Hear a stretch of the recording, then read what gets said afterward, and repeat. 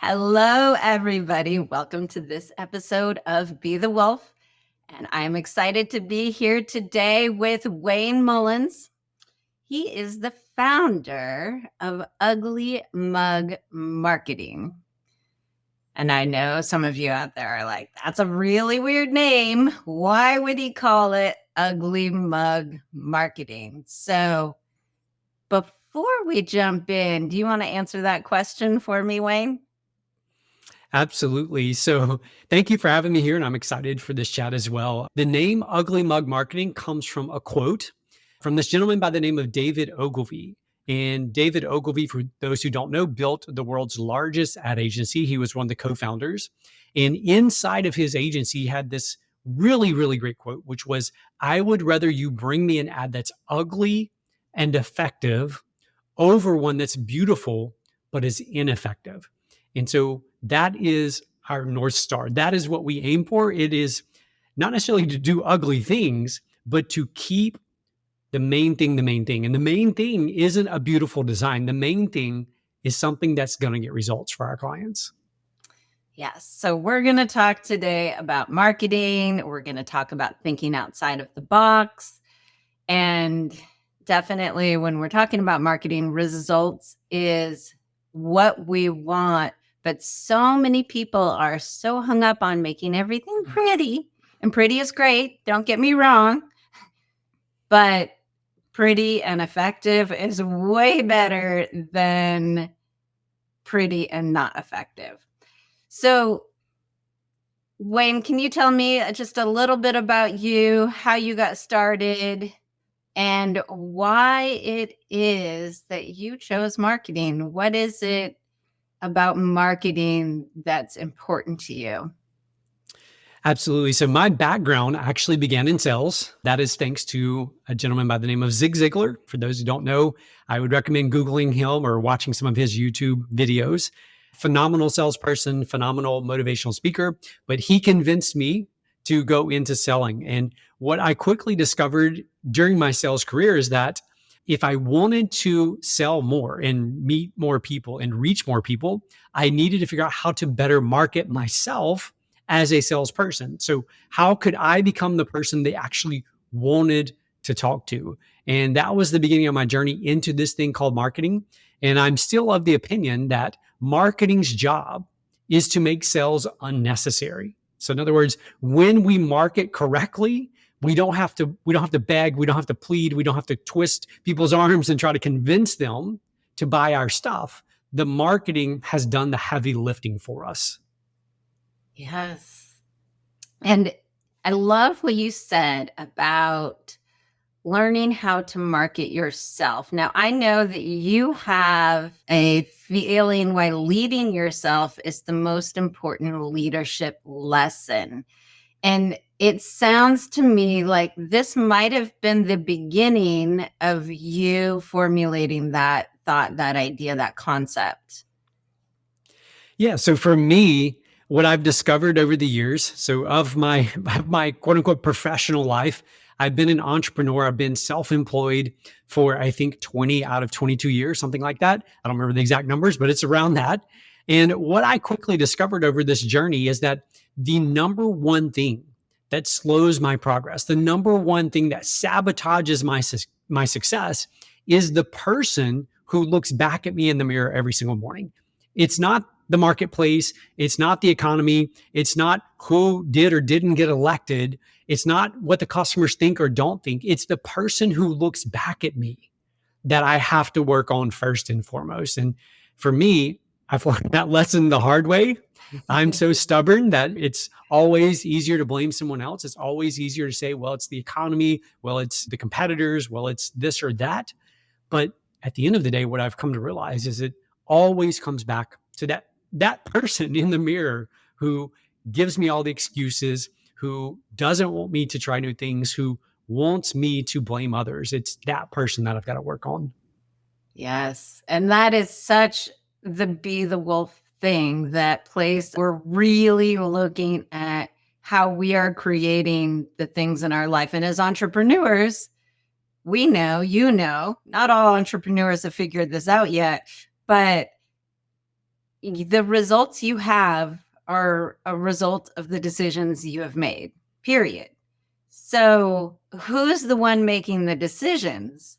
Yes, the economy could go to shit, or yes, this election could go to shit, or yes, my spouse could be a shit.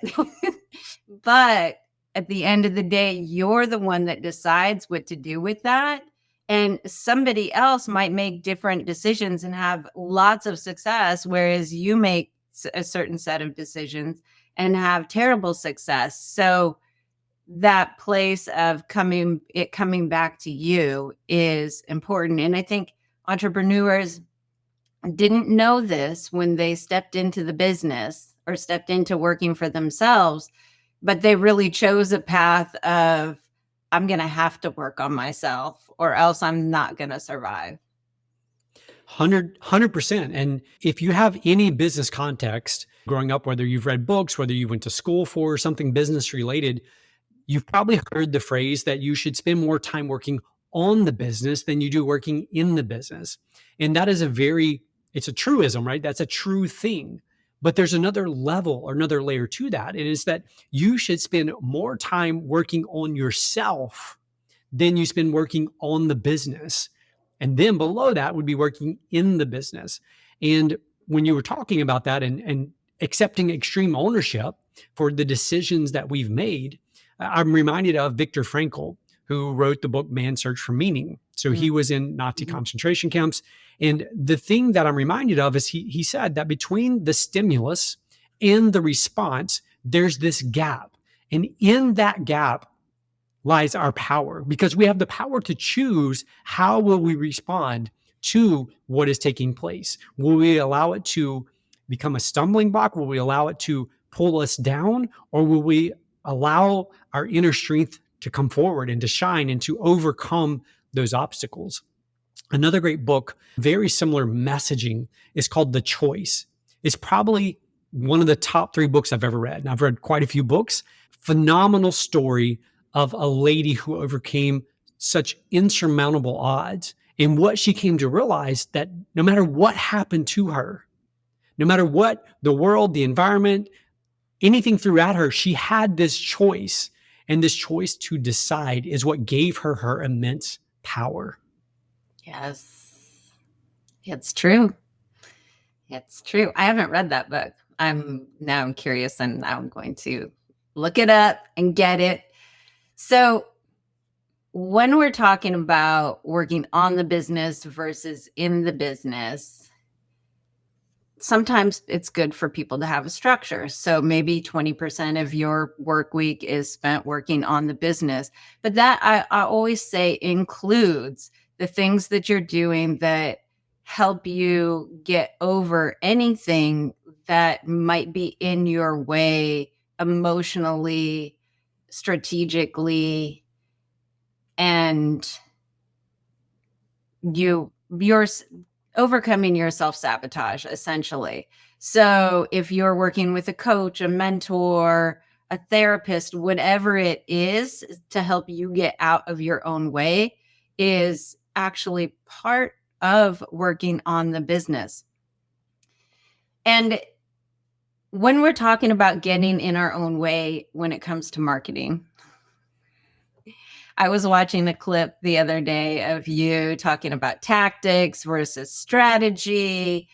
And I think this really leads into the reason people are using all these tactics and not having success instead of using an overall strategy that really works is because of the ways they're self-sabotaging and getting in their own way.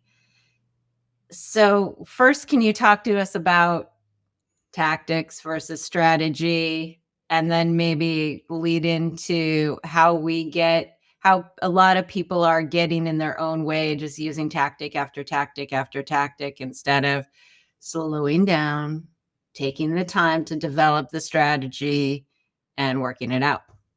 Absolutely. So one other book recommendation here on self-sabotage, and it is called The Mountain Is You. And again, probably it's definitely in the top 10 books I've ever read. It's by far the most underlined book I've ever read. a Oh, wow. fabulous book on overcoming self-sabotage. But as it relates to marketing strategy and marketing tactics, what I've come to discover is that most people don't know the difference. They use those two words, they throw those two words around, and they believe they have this marketing strategy, when in reality, they have just a bunch of tactics and they're throwing all these tactics together. So a great analogy I love to use is this. Let's imagine that we're going to plan a picnic. We're going to go somewhere. We're going to go out and enjoy the beautiful weather. It's actually going to be nice this week here. So we're going to enjoy the beautiful weather. And if we're going to pack the picnic and we get our picnic basket, like most people, when they think about their marketing, they go to their pantry and they just grab a bunch of things and throw it in the picnic basket with no thought as to what are we actually putting together here. They just grab food and they throw it in the basket. And I see this time and time again. So we as business owners, as entrepreneurs, are so busy. We have so many different things vying and pulling our attention that we look around and we see our competitor who is crushing it on Instagram, right? Their photos are absolutely amazing. The reels look like they're out of Hollywood. And we're like, man, we've got to pick up our Instagram game. So what do? We jump in and we start doing some Instagram stuff. And then we look around or we open our inbox and we get this newsletter from another competitor. And it's like, man, it sounds like some New York Times bestselling author wrote this newsletter. We've got to improve our newsletter game. And so what do? We start writing newsletters. And then we look around and we find this other thing. And so what we do is we end up throwing all these things in the picnic basket and we head out the door and we get to our picnic. And what we do is we open up the basket and we realize that none of the stuff actually goes together, right? We just have a bunch of random stuff. We have a can of beans, we have some cheese, we have all this just random stuff. If we did that and we arrived at the picnic, we wouldn't get there and say, picnics are stupid, this is dumb. We would look at ourselves and we would say, next time I've got to do a better job of picking what goes in the basket because none of this stuff goes together. The same thing happens with marketing. If we don't take the time, like you said, to step back, to think strategically and figure out how do all these pieces and components actually fit together, then we're wasting our time. And one of the most common strategies that I see entrepreneurs use and when it comes to their marketing is hope and prayer. That is their strategy. Well, they hope and pray. Really quick, if people were not watching, if they're listening to this podcast, you would have seen the look on my face was like horror. I'm like, that is like the worst marketing strategy ever. Okay. But yes, you're absolutely right. Yes, people are definitely using that strategy. I believe I have used that strategy as some nuanced version of it anyway at some point in my entrepreneurial career. Okay, go on. Yeah, no, absolutely. We're all guilty of using that strategy. But the problem becomes when we use that strategy, when we grab a bunch of things and we throw it at the wall and see what sticks, we then complain that marketing things don't work. We then complain that Instagram or YouTube or you name it, we complain, oh, it doesn't work for me. It doesn't work for my business. While at the very same time, there are competitors out there who are taking the time to think strategically, who are getting phenomenal results with those very same things that we're saying don't work. The distinction isn't in the doing of the thing. It's in the piecing together of the things that we're doing. And that is the difference between tactics and strategy. So strategy says, I'm going to step back to your point. I'm going to step back and I'm going to take a look at where are we trying to go? What are we trying to accomplish here? And I'm going to work backwards from that point. Right. And again, there's some core things. I mean, there's at the core of all marketing and sales is human psychology. And that's a great place to start, a fabulous place to start on how am I going to actually convince people to know about me, to like me, to trust me, and therefore pull out their wallet and hand me money. Mm-hmm. And that brings me to another thing where I think there's a lot of people out there that think they know how to do marketing. I remember a friend of mine who worked at a big corporation for a long time. He wore many hats. And when I was first starting my business, he was like, oh, just run your copy by me. I know a lot about marketing because I was doing this stuff. And then I've had clients that are working on marketing something and I'll see their post. I'm like, oh no, that's not going to work. And the one I can think of has a degree in marketing, and another person talked to me about their degree in marketing and all the stuff they want to do. And I was just, I know this is not going to be effective. I've learned enough over the years. I'm not the greatest marketer in the world, but I've learned what's going to work. And what is it about that old school marketing that they teach in college that a lot of people are coming out with that's not working with today's market? Yeah. I mean, obviously the world has changed and it's changed drastically, but what hasn't changed is human psychology. What hasn't changed is the way that we as human beings make purchasing decisions. Despite the fact we have social media, despite the fact that in an instant, someone can pull out this little device I'm holding up called a smartphone and look at a business, they can write a review of a business in an instant and share it with the world. So even though all of those things have changed, what hasn't changed are some fundamental marketing things. And so what I believe, the reason that I believe so many people think they understand marketing, think they can do marketing well, is the difference between right brain versus left brain.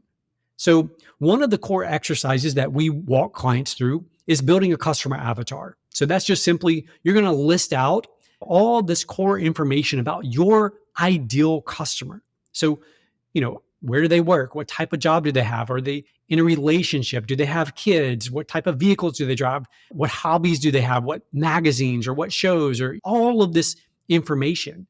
And we start there. And then what happens is we go to create our ads, or we go to do our targeting on our ads, and we begin looking for all of these things.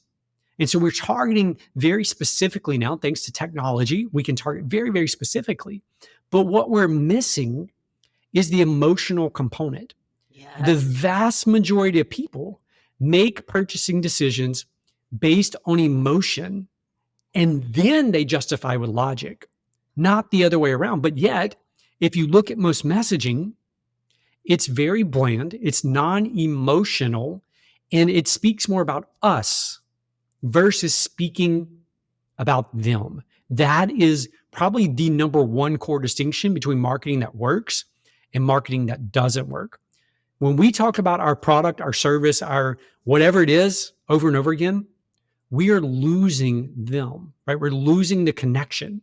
But instead, if we talk about them, if we talk about their problem or their desires or their goals or their frustrations or their challenges, it cuts through the noise, because so many people are so hung up on talking about how great we are.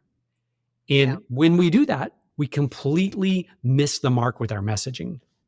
Right. And I think people can relate. If you're having a conversation with a friend and you're downloading because you just had a really bad day, and then all your friend does is just want to tell you about how it's the same for them. And so you don't feel heard, you don't feel understood, you don't feel like they care about you. I think one of my marketing coaches always said it's that you've got to let them know that you care about them, you hear them, and you understand them. And I always think of, when I'm thinking about marketing, a good example of bad marketing is if I'm trying to market a vacuum cleaner and I'm telling you about all the amazing, like how much torque it has and all this stuff about the suction power, and person just wants to know that they can finally get the dog hair off the carpet. And that's related to them. They don't care about the torque and the suction and the power. They want to know, and because that's all about the vacuum cleaner makers who are so proud of what they made and what they developed. They just want to know that they can lie on their carpet and not get a mouthful of dog hair. 100%. One of the classic examples of that is way back in the day when MP3 players first came out. So digital music first came out. Microsoft was actually one of the first large companies here to develop an MP3 player. It was called the Zune, Z-U-N-E, I think was the name of it. And you can go Google and find the original like magazine ads for that thing. And it listed all of the stuff you just talked about, all the text specs on that device, the I don't know what megabytes, gigabytes, the something, all this stuff about it. Well, then a little bit later, I think it was about a year later, Apple releases a device. The entire messaging was a silhouette of someone dancing over a colorful background with these white strings coming from the ears down to this little thing in their hand. And the entire message said, 1,000 songs in your pocket.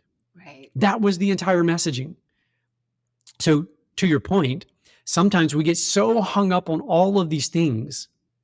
And yes, they matter. Yes, they're important. Yes, they make the product or the service what it is. But at the end of the day, does it actually matter to the person we're communicating with? Right. Well, and the person that is trying to justify their purchase of the vacuum to maybe their spouse is going to look up that stuff eventually and be like, well, it's got this and this and this. That's why this is the best, because they're going to, as you said, they're going to justify it logically. Mm-hmm. Yep.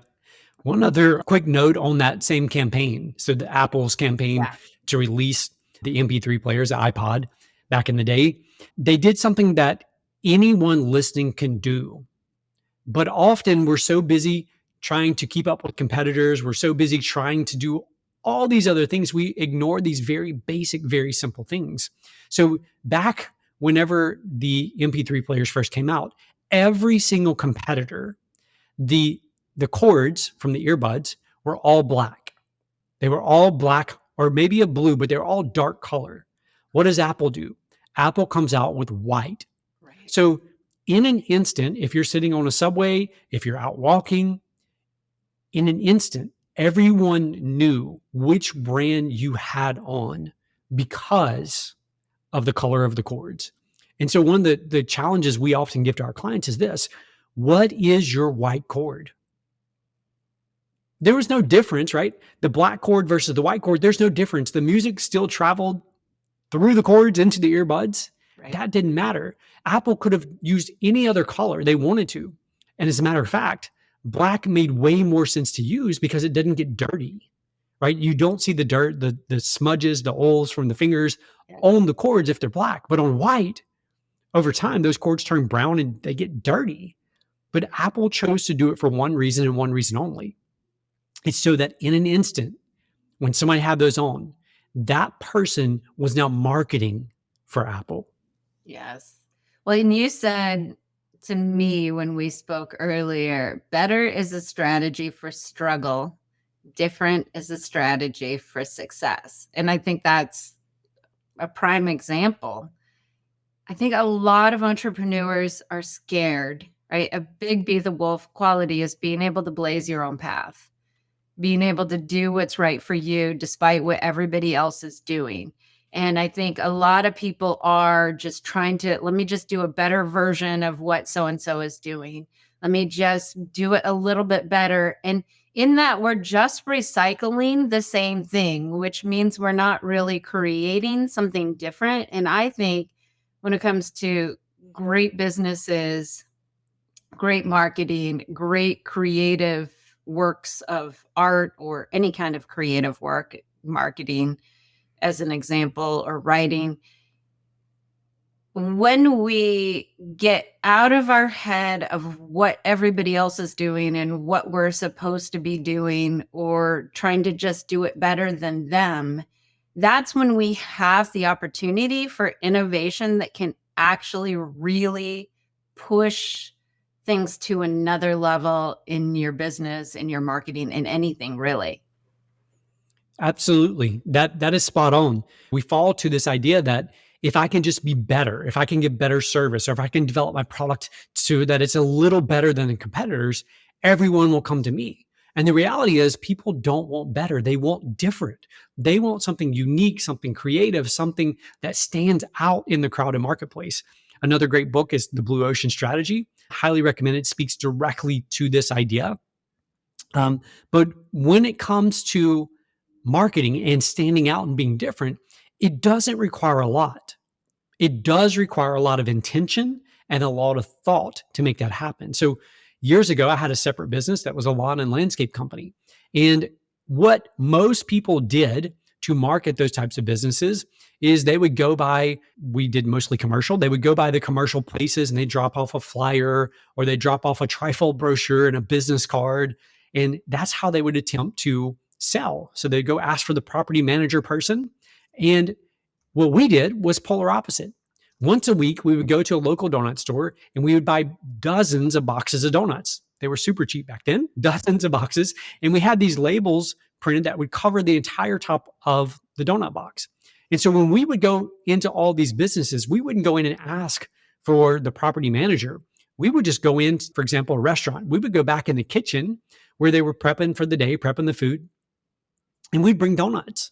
And we just drop off donuts, say, hey, we were just in the area. Just want to stop in and say, hey, give y'all some donuts. Thanks for all y'all do. That was it. No sales pitch, no nothing. On to the next business, same type of conversation. And I wish I could tell you this was a super quick strategy. It wasn't. It took some time, but here's what happened. Over time, the property manager would come in one day and notice the flower beds look terrible outside. And so they'd come back into the back door of the kitchen and they'd say, hey, have y'all seen the lawn care people? Like, the flower beds look terrible. And they would say, no, we haven't, but there's this other company. They come by here every other week. They bring us donuts. Maybe you should reach out to them, talk to them. So we created what we would call evangelists within all of these other companies. And so over time, the power of having evangelists within all of these companies is what enabled that business to grow by more than 300% per year, year after year. It wasn't because we were doing the same things everybody else was doing. It's because we found a unique way to build evangelists within these organizations. And what I would say is those types of things still exist today. You just have to be willing to look for them and then implement those things. Well, and this really comes back to doing that work on yourself, because as the entrepreneur, the buck stops with you. You have to feel confident enough to stick with it. If you had done it for a month and been like, this doesn't work, and just given up, it would never have worked. So if you're afraid of difficult conversations, if you're afraid of people telling you like, oh, that's stupid, or if those things bring up uncomfortable feelings in your body, you will not make those choices that allow you to be different. We are hardwired to be part of the tribe. And that is one of the wirings in your brain that you need to be able to break as an entrepreneur. Yes, of course, sure, we all want to belong and we want to feel good and all of that. But for you to really make an impact and to be able to do that different thing, you have to be willing to go outside the grain and step outside the box, even when everybody is telling you that you're crazy. 100%. I think that one of the best ways to do that is to look outside of your industry. And so when we think about a drive-through window today, we typically think about fast food, right? You drive through, you pick up your food and you go. But the drive-through window actually originated with banks.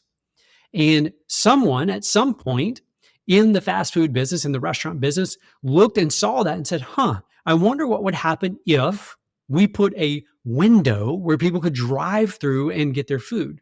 Now you think about it, the bank window existed for decades before it was adopted into the restaurant space. And here's the reason why, because it sounded crazy. Think about it. Somebody's going to drive up and order at a window and you're going to have to prepare their food in time for them to get to the next window so that you don't have this big traffic jam of people, right? So from a logistics perspective, most people saw that and thought it would never work for us because we actually have to cook food. We have to prep food before they get to the window. But someone was brave enough to say, you know what? It's a brilliant idea. We can figure out how to make this work. And now if you look at all fast food, the majority of their sales don't come from people walking in the doors. They come from the drive-through window. So one exercise that I love and that we teach our clients to do is look outside of your industry, what other people are doing to innovate, and see what you can borrow, see what you can steal, quote unquote, steal, ethically here, steal, and bring back into your business, into your industry. Well, and that gets you into more of that creator mindset that I was talking about, like not recycling the same old thing. Like the building blocks are out there for all the creativity in the world. Just what are you going to do to get yourself inspired? I know so many entrepreneurs who will try and work 7 days a week and just focus, focus, focus, and they're failing. They're failing, or they're so burnt out, they're just recycling the same stuff. They're plateauing at their business, and little by little, things start to get worse and worse. And you take 2 days off and go do something like go camping or just walk around museums or something that has nothing to do with your business.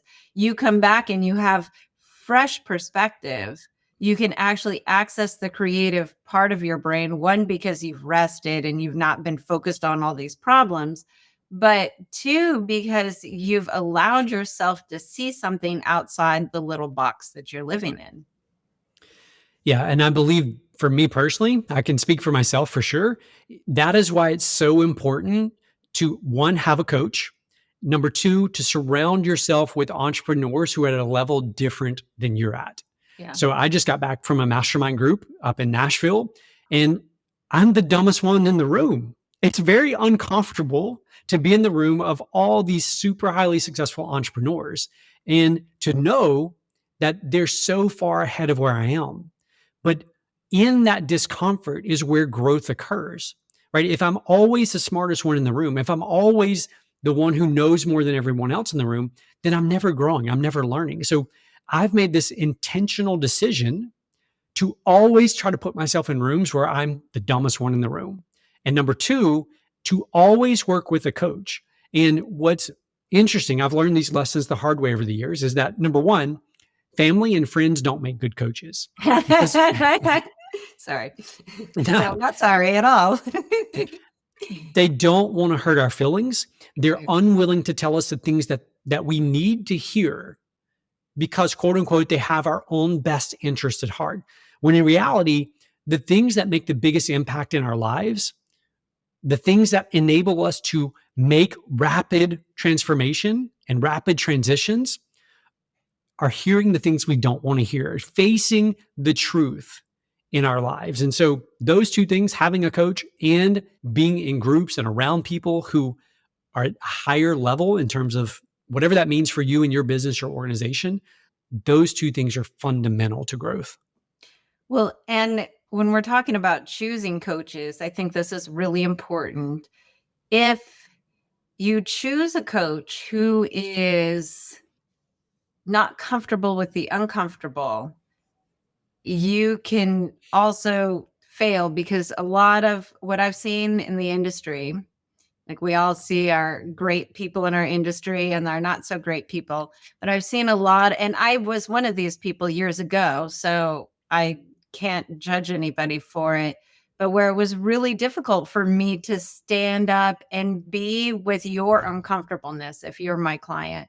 Like if I tell you the truth and what you need to hear and you're feeling uncomfortable, and if I, as your coach, I'm like, well, da da da, and I back down from that, then I haven't served you. And I think Yeah. there's a lot of coaches that do that. And you can tell in the sales conversation if you're feeling uncomfortable, if they pivot to make you feel better, that's a good sign that they're not a great coach for you. They're not going to be able to push you outside your comfort zone to get to that next level. Yeah. And from my experience, most coaches who aren't willing to stick to the truth and aren't willing to really, really challenge you, it's out of self-preservation, right? They don't want you to fire them. They want to keep making that money. But the coaches who I've worked with who've made the most impact on my life, on my business, have always been the ones who have been willing to challenge me, who have been willing to call me out on my own stuff.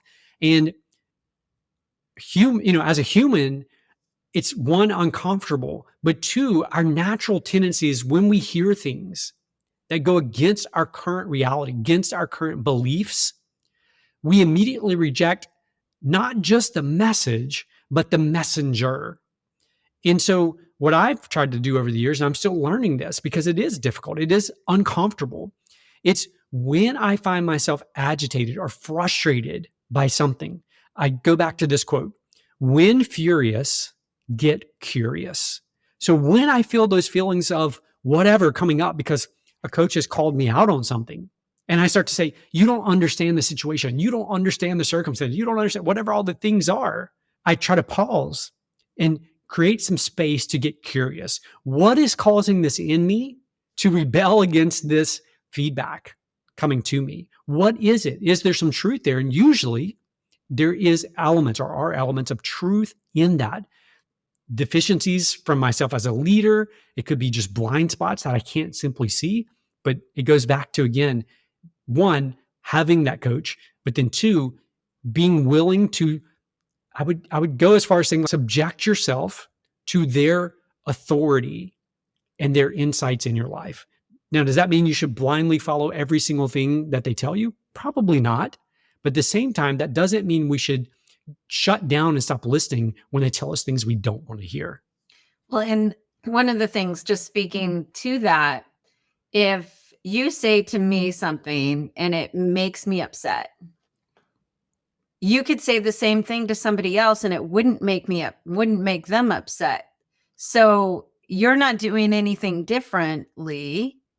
So where is the difference? Where is the emotion coming from? So there must be something inside of me that you're touching, like an open wound, that if you said something to me and it upset me, that it's touching something inside of me, especially when you can say, well, he just said the same thing to Sally Mae and Sally Mae wasn't upset at all. So what is it about me? And I don't mean this in the way of, oh, there's something wrong with you, but it's just to look at what is the thing that's going on within me that's causing me to react this way. And we've talked about decisions being emotional, right? It's why marketing works.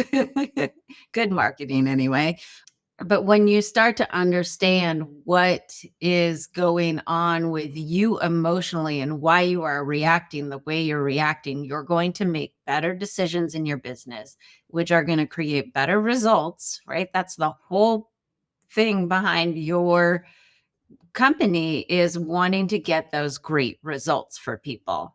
And so part of that, we can get great marketing and whatever, but you as a human, also to get great results, you've got to be curious, as you say, and really dig into what is within me that's causing me to have this emotional reaction. I'm curious, as we're wrapping up, I believe that we are moving into this age of authenticity and people are craving it more and more. So how important do you think authenticity is for marketing? It is the thing.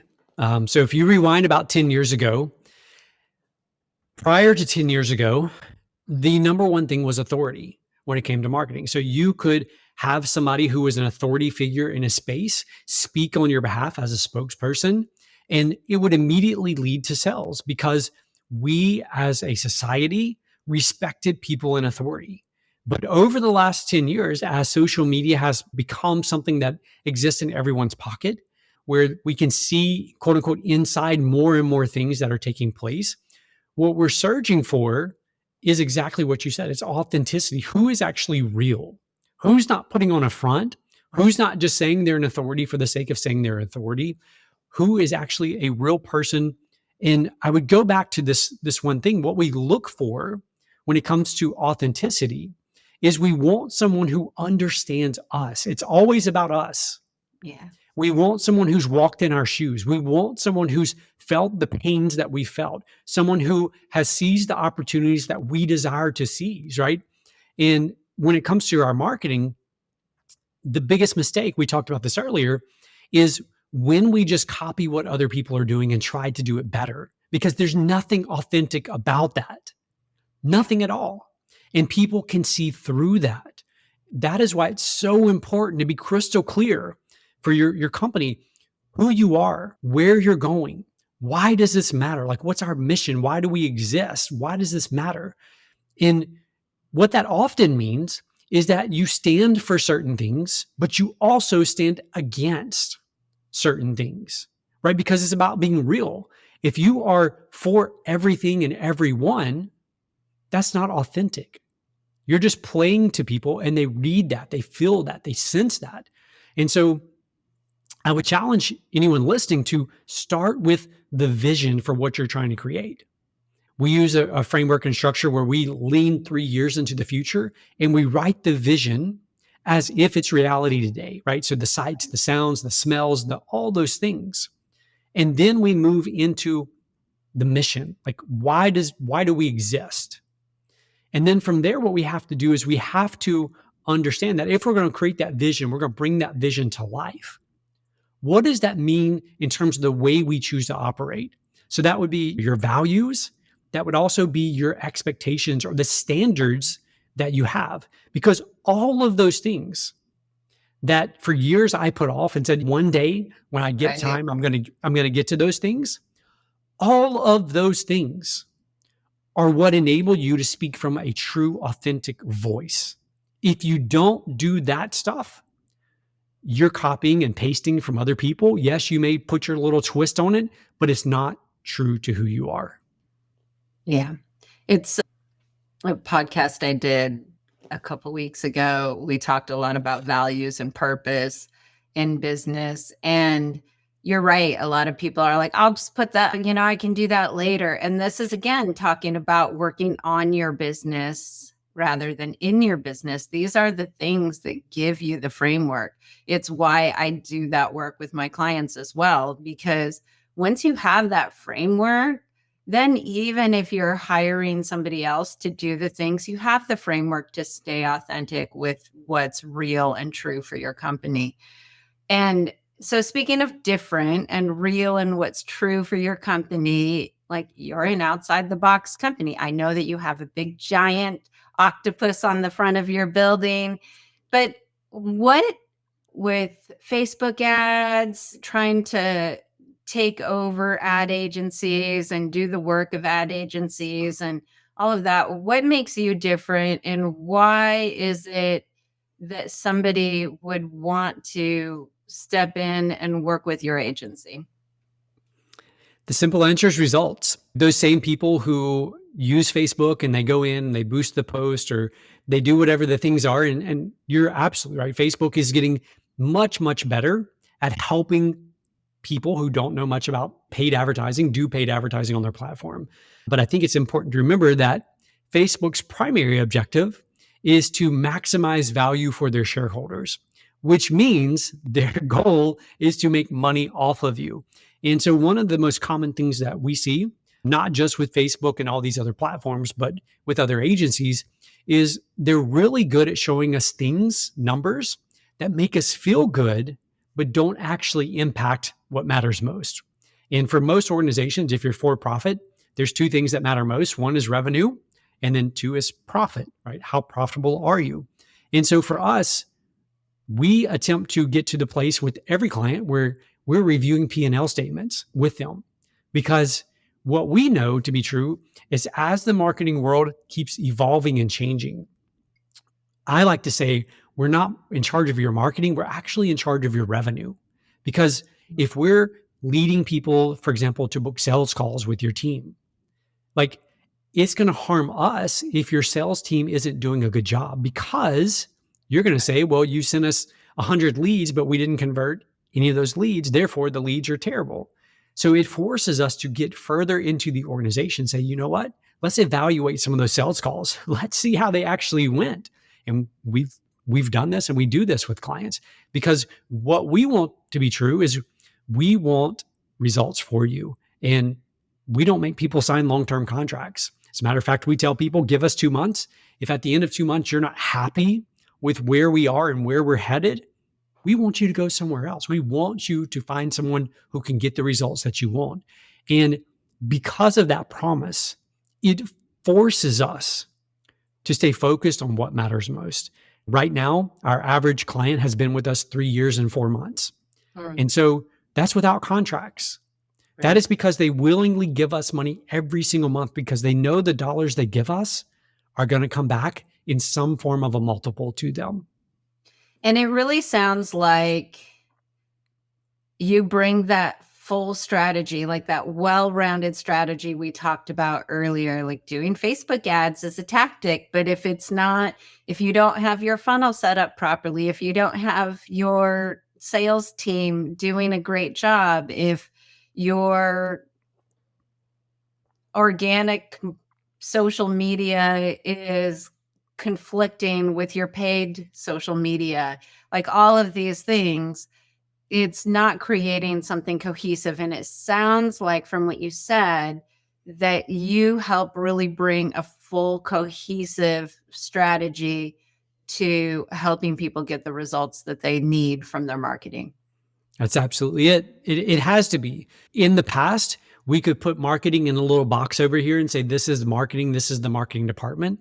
But the reality is, everything is marketing. Your front door with the smudges all over it is marketing. It's communicating a message to people opening that door that either you keep your place clean or you don't.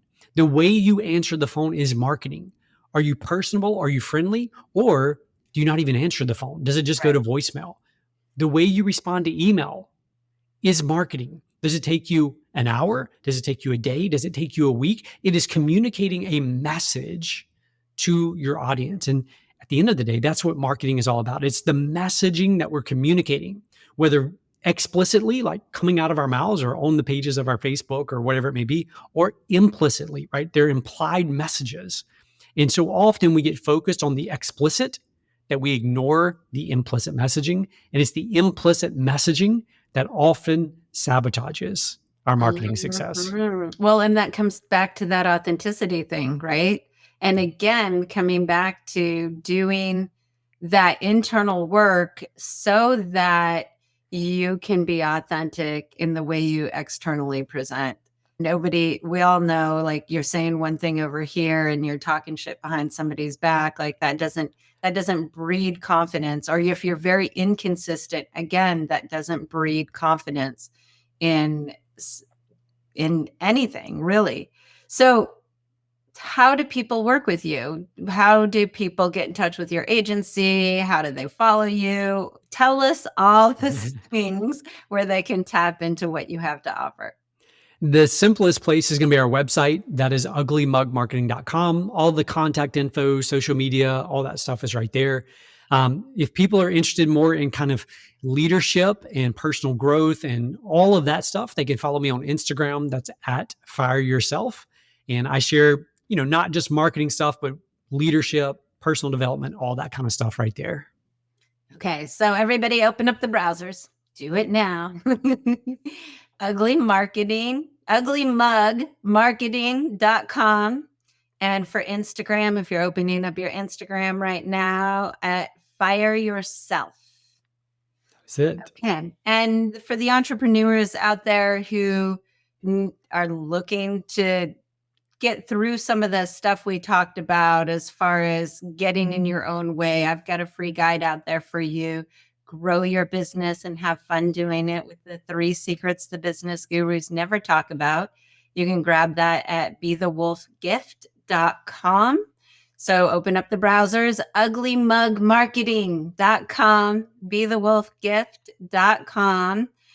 And so I have one last question for you before we wrap up. When you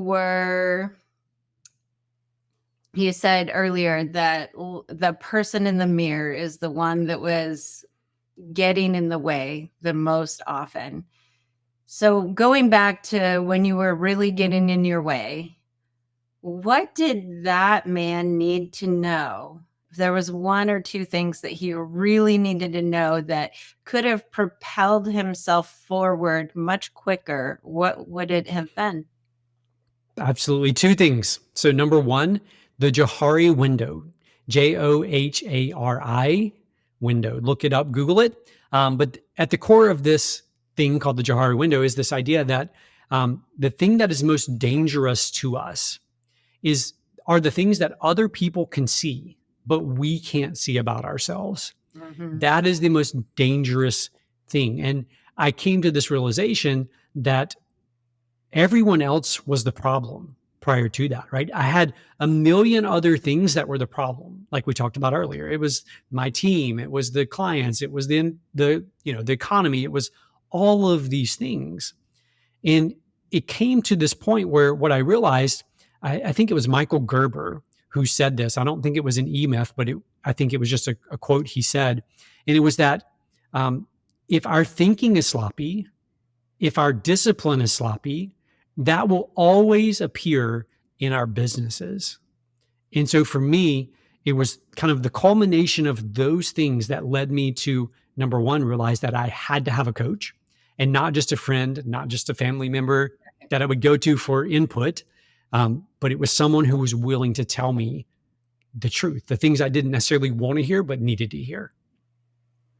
Beautiful. And for those of you listening, all these books, I'll put them in the show notes. So if you want to just listen and not scramble like, oh God, I'm going to find that book right now, you'll be able to find them in the show notes, because we always love good recommendations. All right, Wayne. Well, thank you so much for sharing your wisdom, sharing all this marketing info. And I think it's so important, because marketing is such a cornerstone of our businesses today. And if you have an aversion to leaning away from it, you don't want to do it, then you've got some looking in the mirror to do and find out what those things are. Find a coach, whether it's me, whether it's somebody else, find the right fit for you. That's the most important part. And yeah, any last things you want to say? Thank you again for the wonderful conversation. And I would just end with this, that consistency creates miracles. Yes. All right, everybody. And remember, as always, when you unleash the power of you, humanity evolves. We'll see you next time on Be the Wolf. Bye, everyone.